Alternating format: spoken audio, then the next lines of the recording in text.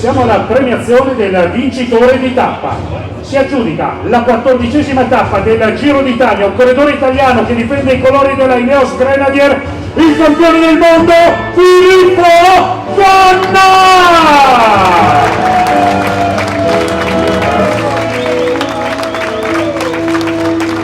Dopo Palermo, dopo Camigliatello Silano, Filippo Ganna vince anche a Valdobbiadene, che festeggia il successo a Valdobbiadene, Filippo Ganna! Presidente Nardi, colline UNESCO e sport, un binomio micidiale. Le colline del Conegliano Valdobbiadene, terra del Prosecco Superiore, sicuramente si prestano benissimo a coniugare bellezza, qualità, eccezionalità del Prosecco Superiore con il ciclismo. Il Giro d'Italia è una delle principali manifestazioni sportive e Conegliano Valdobbiadene per la prima volta ha permesso di fare una cronometro che viene denominata Prosecco Superiore Wine Stage perché è proprio un palcoscenico del Conegliano Valdobbiadene. La prima volta anche da UNESCO. Questa è la prima uscita a livello internazionale di questo territorio riconosciuto patrimonio dell'umanità per la bellezza e l'unicità del paesaggio, frutto di un lavoro di migliaia e migliaia di viticoltori, delle istituzioni e di una comunità intera. Ecco, Presidente Marina Montedoro, una giornata all'insegna della valorizzazione del territorio e dello sport.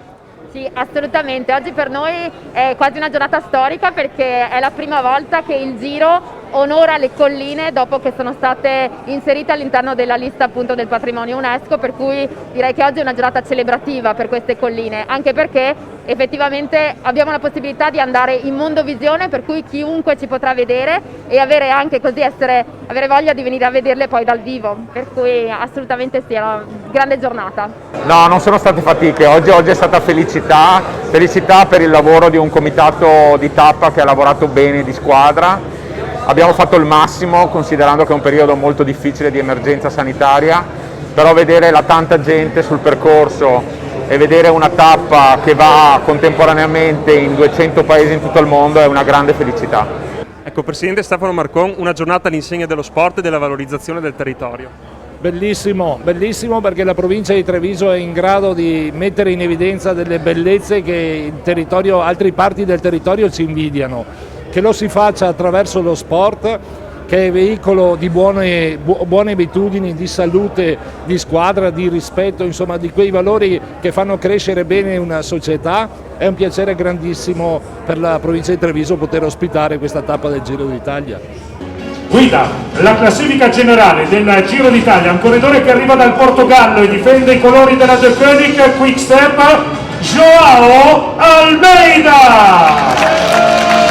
Ed è ancora lui al comando della classifica, João Almeida! Si tinge di rosa il cielo sopra Valdobbiadene per celebrare